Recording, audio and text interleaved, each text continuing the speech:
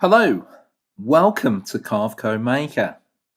My name is Leighton, and I'm going to be, first of all, showing you around the interface of Carveco Maker. There are three different versions of Carveco available. There is Carveco Maker, which is this product, Carveco Maker Plus, and also Carveco.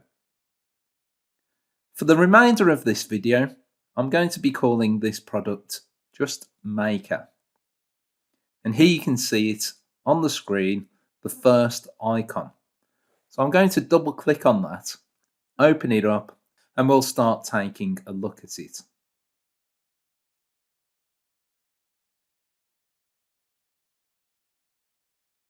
Okay, so what I'm going to show you is basically your way around the interface. So you know where to go, how to use the software, and start creating things.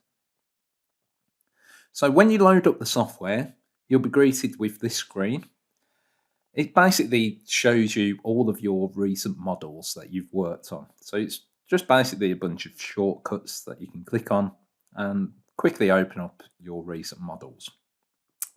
You also have new model, open a model, some options. So if you ever want to dig into any of the options of Maker, you can click on there, and then it allows you to turn certain things on or off. You can, for instance, make the lines thicker.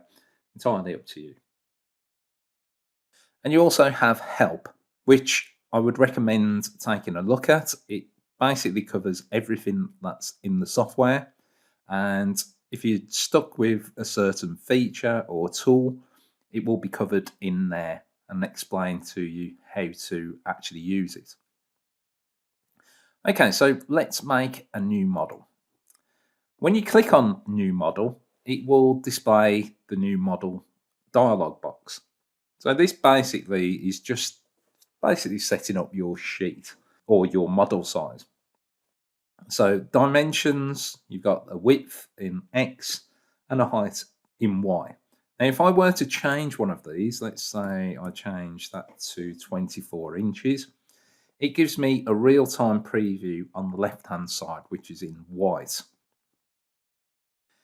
Now you'll notice that on the left-hand side of that preview, the bottom left-hand side, you can see that I've got this red area. This denotes the origin point or the datum point. If I want to move that, click on any of the four corners, or you can click on the center. For the purpose of this example, I'm just going to click on the bottom left. Now the resolution basically is for 3D work.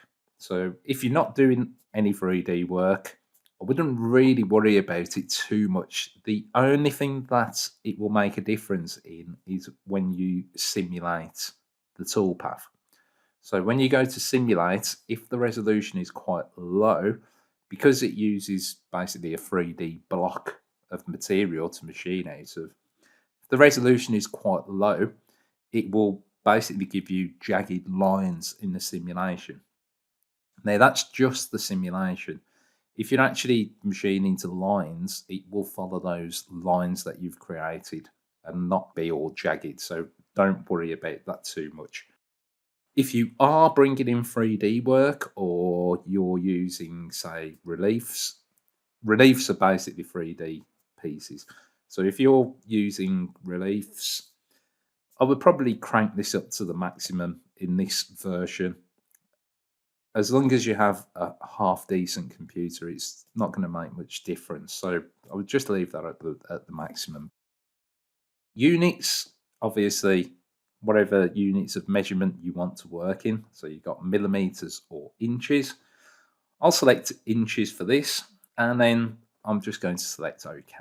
And what it will do, it will take me into the interface of Carveco Maker.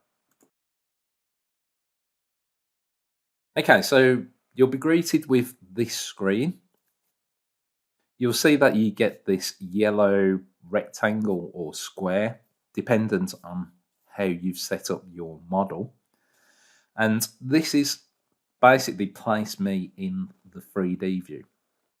Now it's entirely up to you. You can do your designs in the 3D view or the 2D view. Even if you're just creating lines and circles, it doesn't matter if you do those in the 3D view. Do them in either view, it doesn't matter. Okay. Right, so let's take a look at all of the icons first. So then the left-hand side down here are the vector creation tools. Now, when I say vector creation, I basically mean creating lines, circles, or text, for instance. So anytime that you hear me say vectors, I basically mean lines, circles, etc. Below that, there are vector editing tools. Okay, so allows you to trim or cut, allows you to offset, create radius corners, and allows you to join the ends. Now, there are some other vector tools which are located at the top here. So you've got a few more at the top here. And then next to that, you've got relief editing tools. So these are if you want to edit any 3D work that you bring in. And then next to that, we've got a few toolpaths. Now, all of these will be located on the drop-down menus. The drop-down menus will actually have a few more options than what you can see as icons. So if I click vector, and then let's say, for instance, I go to align, and you can see that this allows you to basically align certain vectors up. So let's say that you wanted a vector to be in the center of another vector. Then you would use this tool. Now you can see that that tool is not on the toolbar. So you would have to come to the vector drop down, come down to align, and then select it on there. If this was a tool that you were using quite often, you can actually create your own custom toolbars. Okay, but we'll deal with that in a later video. Okay, so all of the icons are available as a drop down here. You've also got a Relief Clipart Library. Now, the Relief Clipart Library is basically a repository of 3D work that you have when you purchase Maker or any of the other Carveco products. Now, to get that working, what you would normally do is select the folder there with the yellow star. Now here you can see I've already got this installed, so I'll show you how you can install it. Now if you haven't got this installed, it should come up with a link allowing you to just basically click on it and then go to the Carveco website and download it and just install it. Now when you have it installed, you can see that I've got these animals. Click on the drop down, let's say crosses there. Let's take a look at greenery. You can see all of the reliefs that are available. And I can just grab these, drop them into Maker. So just drop them onto that yellow area that you can see. Now there's no limitation to this. You can just grab them, drop them in, paste them down, and then at its most basic form, just machine them. Now to get the clip art, if I click Get More Clip Art here, this will open up the Carveco website. Okay, and there you can see I can download the Relief Clip Art Library. So basically just download that, install it. Next time that you start Carveco Maker, it will be shown within the software. Let's close that. So let's take a look on the right hand side now. So if I take a look down the bottom here, you can see that I've got something called model information. So it tells me the size in X and Y. And if I have a 3D piece in there, it also tells me the height.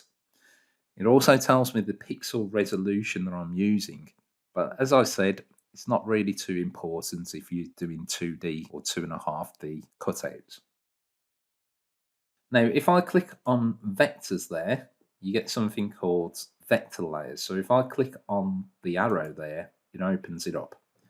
Now this basically allows you to create vector layers. Now these are quite useful, whereas you can assign certain vectors or lines to certain layers, and then those layers can be colored in different colors. You can turn them on or off. But what's really useful is that you can actually machine to them. Okay, so it allows you to quickly select a lot of vectors for machining. Bitmaps basically display, if you've imported an image, it will be displayed in there.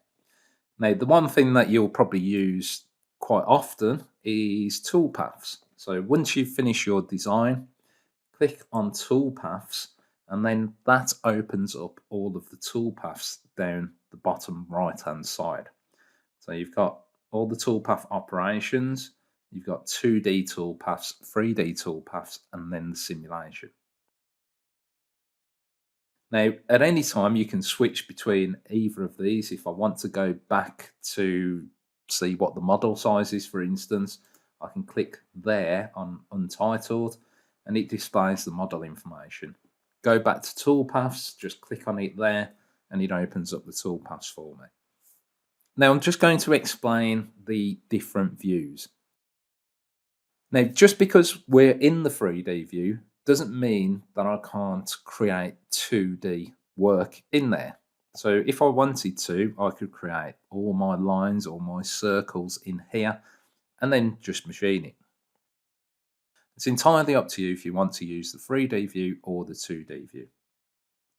Now, to toggle between the 2D view and the 3D view, if you just click these tabs here, and it will go between the 2D view and the 3D view. Now, it's quite easy to see whether you're in the 3D view because it will have this yellow model. The 2D view will normally have a white model. Now, to move this around, left and right mouse click together, and then you can pan around. If you want to zoom into an area, basically just use the middle mouse button, the scroller wheel, and it will zoom into whatever area you have the mouse pointer. There's also some options here, so you can scale to fit model, so it will go back to the actual size. Or, like I do, you could just use the scroller wheel and then just zoom back out. Okay, so those are the only options in the 2D view. The 3D view is pretty much the same. So left and right, move around like so. Zoom in, it will zoom in again on the mouse pointer. Let's just zoom out. Now, the difference is with this view is that you can actually rotate it around. So if you press the middle mouse button down and then move, you can actually rotate the view around. Don't be scared of doing this. If you do move it around, a lot of people do it straight away. Then you can just click here to take a view from the top again. And it basically goes back into a 2D view. Okay, so don't be scared if you do happen to move that around. It's no big deal. Now, I tend to do this and do a lot of my designs and machining in the 3D view. The reason being is that you can see the toolpaths in the 3D view. You can see the actual depths that they are cut into. So if you're cutting, let's say, something out and you're doing, let's say, 3 passes, you'll see all of those 3 passes in the view. If I were doing that in the 2D view, you wouldn't see that. You just see the 1 pass because it's just looking at a top view down. Okay, so I'll just switch back there and it becomes the 2D view. Okay, so this is just basically showing you what the interface looks like. In the next video, we're going to take a look at creating our first project, which is going to be something that's really, really basic, but it will show you how to get to grips with the software. Thanks for watching. See you on the next video. Take care. Bye.